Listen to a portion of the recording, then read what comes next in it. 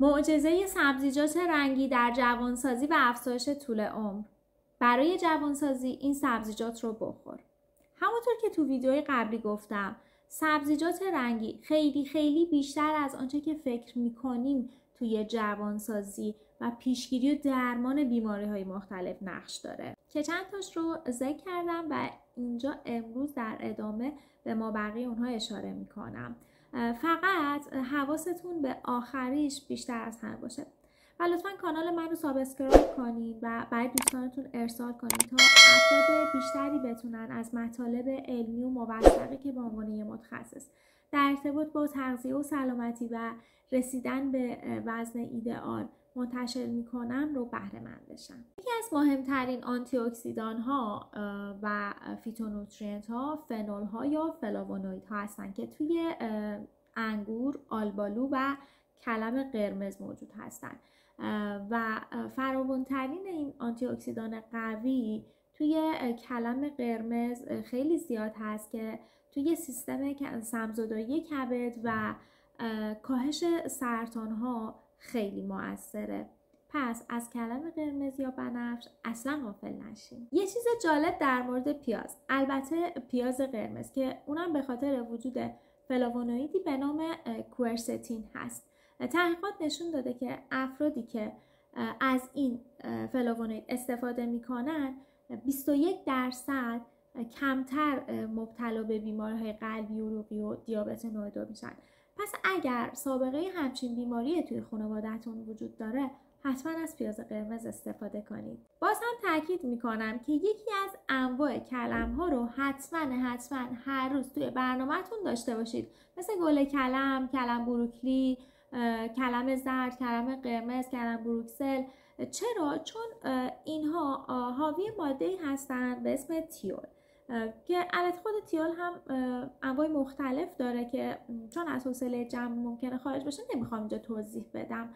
اما تحقیقات نشون داده که رابطه زیادی بین مصرف این کلم ها، خصوصا گل کلم و کلم بروکلی و کاهش خطر سرطان های مثل ریه، مقعد و کلون وجود داره. توی پیاز، سیر و تره فرنگی هم ترکیباتی به اسم سولفور عالی وجود داره. نشون داده شده که این ترکیبات مانع فعال شدن کارسینوژن ها یا همون مواد سرطانزا میشن و همینطور باعث میشن که فاز دوم سیستم سم‌زدایی کبد فعال بشه و فعالیت ماکروفاژ ها و لنفوسیت ها افزایش پیدا کنه.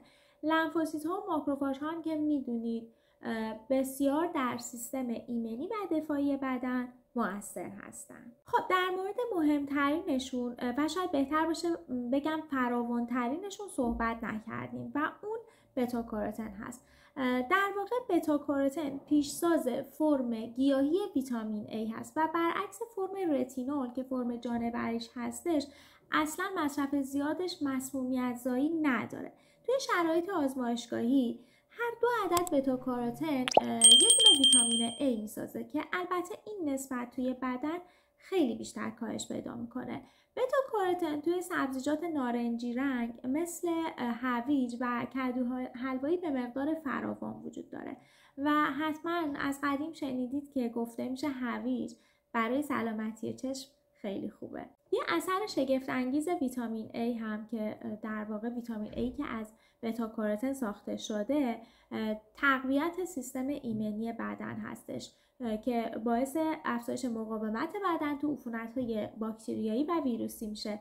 اگه یادتون باشه تو دوران کووید هم مصرف آب هویج خیلی درمان شده بود. جالبه بدونین به خاطر خاصیت آنتی اکسیدانه بالای بتا کاروتن در پیشگیری از انواع سرطان هم که نقش داره، به روغن‌های مایع برای اینکه مقاومت اینها رو در برابر اکسیداسیون و حرارت بالا ببرن بتا کاروتن اضافه میکنن و رنگ تقریبا زرد نارنجی این روغن ها هم معمولا به خاطر همین بتا کاروتن هست. مبحث رنگدانه ها و آنتی اکسیدان های گیاهی خیلی گسترده است و حالا هم تموم نمیشه، اما من اینجا به چند تا از مهمتریناش اشاره کردم.